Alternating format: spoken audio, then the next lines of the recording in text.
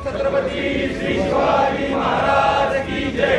धर्मवीर छत्रपती श्री संभाजी महाराज की जय।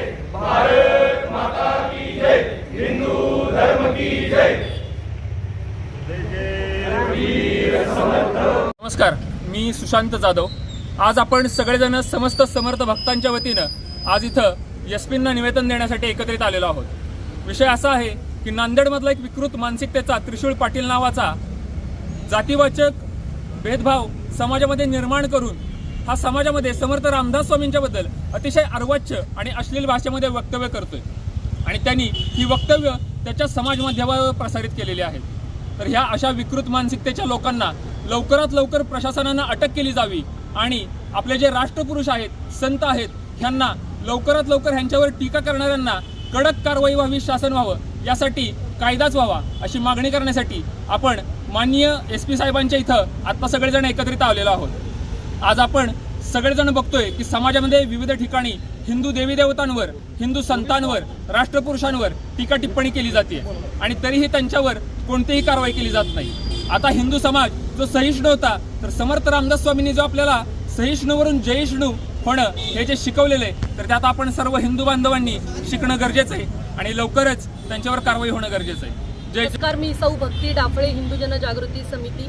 आज या ठिकाणी श्री शिव प्रतिष्ठान हिंदुस्थान असू द्या, संघ असू द्या आणि विविध हिंदुत्ववादी संघटना, त्याचबरोबरीने आज समर्थ भक्त मोठ्या संख्येने या ठिकाणी उपस्थित आहे। विषय असा आहे की एक विकृत मानसिकतेचा त्रिशूल पाटील नामक व्यक्ती, ज्यांनी समर्थ रामदास स्वामींविषयी अत्यंत खालच्या पातळीला जाऊन अर्वाच्य भाषेमध्ये निंदनीय असं वक्तव्य केलेलं आहे, त्यांचा आम्ही जाहीर निषेध करतो आणि एसपी ऑफिसमध्ये जे आहे तर एसपींना, माननीय एसपींना आमचं निवेदन आहे की आपण त्यांना तात्काळ जे आहे तर अटक करण्यात यावी, कारण त्यांच्या अशा अर्वाच्य भाषेमुळे सामाजिक ऐक्य, सामाजिक सलोखा हा धोक्यात आलेला आहे।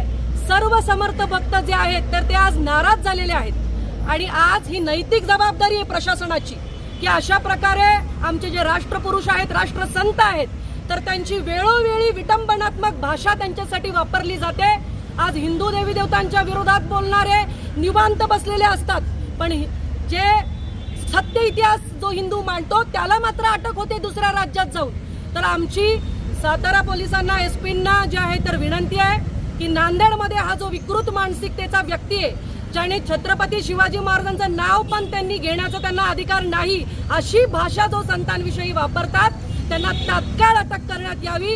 अन्यथा हा जो आज समस्त हिंदुत्ववादी संघटना इथे एकत्र आलेल्या आहेत, तर त्यांच्या रोषाला सामोरं जावं लागेल। वीर समर्थ। महाराष्ट्र ही संतांची आणि महापुरुषांची भूमी आहे।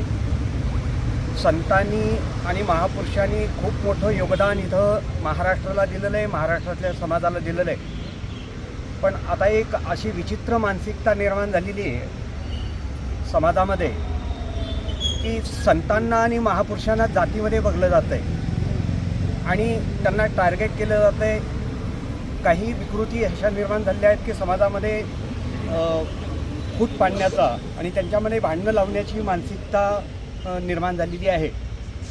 अशीच मानसिकता एका परवाच्या मागच्या काही काळापासून, बऱ्याच काळापासून समर्थांवर टीका केली जाते आणि अत्यंत गलिच्छ शब्दांमध्ये आपलं मत मांडणं हे लोकशाहीचं एक अधिकार आहे, आपल्याला संविधानाचा अधिकार आहे।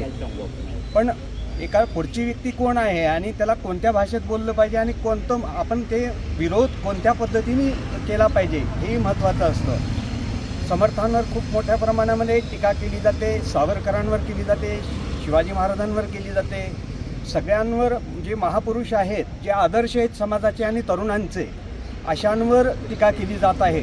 तर हे महाराष्ट्राला मान्य नाही आहे, हिंदू समाजाला मान्य नाही आहे आणि सरकळ हिंदू संघटनांनाही मान्य नाही आहे। तर कुठेतरी थांबावं। मध्यंतरी आताच काही दिवसापूर्वी एक विकृत मानसिकता त्रिशूल पाटील म्हणून कोणीतरी एक व्यक्ती समर्थांवर अत्यंत गलिच्छ शब्दांमध्ये बोलतो येतो. तर माझी विनंती आहे प्रशासनाला की लवकरात लवकर या व्यक्तीवर कारवाई व्हावी. त्यासाठी आज आम्ही साताऱ्याला SP कमिशनर ऑफिसमध्ये सकल हिंदू समाज आणि सकल हिंदू संघटना यांच्या माध्यमातून आज त्याच्यावर गुन्हा दाखल करण्यासाठी जमा झालेलो आहोत. अशी मानसिकता आपल्या समाजात निर्माण होऊ नये. जर आपल्याला चांगलं करता नाही आलं तर ठीक आहे, पण वाईट तरी करायचं नाही, एवढं आमची मागणी असेल. जय जय रघुवीर समर्थ. गेले काही दिवस आपण असं बघतोय की समर्थ रामदास किंवा संबंधित सगळ्या संतांच्या बाबतीत, विशेषतः काही समाजाच्या विशिष्ट समाजाच्या संतांच्या बाबतीत असे काही अश्लाघ्य प्रयत्न चालू आहेत. काही वाचिक आणि मानसिक हे करणं अतिशय चुकीचं आहे. खरं म्हणजे इतिहासाची मोडतोड करून अतिशय चुकीच्या पद्धतीनं मांडणी करून हा सगळा भाग केला जातो आहे, हेतुपुरस्सर केला जातो आहे. हे थांबणं अतिशय जरुरीचं आहे. इतिहासाचं काम इतिहासकारांनी करावं, संतांचं काम संतांनी करावं आणि राजकारणाचं काम राजकारणी करावं. पण आता हे एकत्र येऊन एक अतिशय विचित्र पद्धत पडायला लागली आहे की इतिहास राजकारण राहायचा आणि राजकारण्यांनी संतांवर आरोप करायचे, असे अनेक प्रयत्न चालू झालेले आहे. हे बंद पडणं महत्त्वाचं आहे. सातारामध्ये सज्जनगड हे ठिकाण आहे जे समर्थांचं कार्यभूमी आहे आणि या कार्यभूमी असल्यामुळे त्याची एक आम्ही ज्याला आपण सांप्रदायिक जबाबदारी म्हणतो, ती जबाबदारी घेऊन आम्ही इथे एकत्र जमलेलो आहोत. आमच्याबरोबर सकल हिंदू समाज आहेच आहे.